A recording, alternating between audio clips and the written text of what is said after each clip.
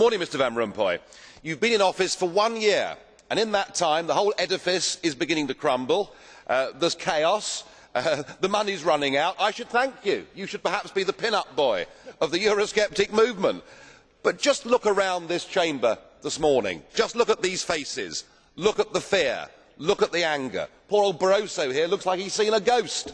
You know, they are beginning to understand that the game is up, and yet in their desperation to preserve their dream, they want to remove any remaining traces of democracy from the system. And it is pretty clear that none of you have learned anything. You know, when you yourself, Mr Van Rompuy, say that the euro has brought us stability, I suppose I could applaud you for having a sense of humour, but isn't this really just the bunker mentality?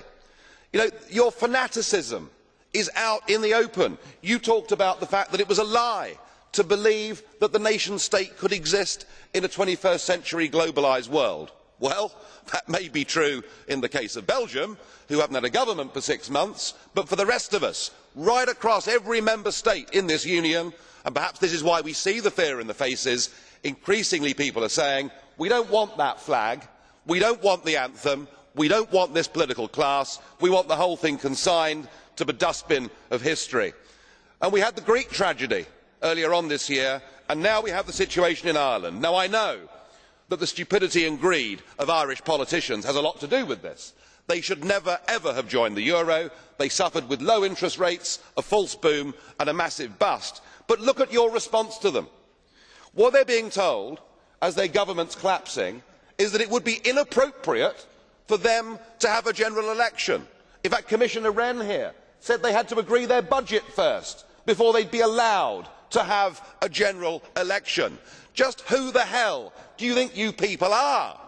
You are very, very dangerous people indeed. Your obsession with creating this euro state means that you are happy to destroy democracy. You appear to be happy for millions and millions of people to be unemployed and to be poor. Untold millions must suffer so that your euro dream can continue. Well, it won't work, because it is Portugal next.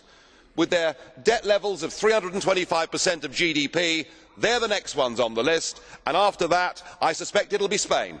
And the bailout for Spain would be 7 times the size of Ireland, and at that moment all of the bailout money has gone. There won't be any more. But it is even more serious than economics, because if you rob people of their identity, if you rob them of their democracy, then all they are left with is nationalism and violence. I can only hope and pray that the euro project is destroyed by the markets before that really happens.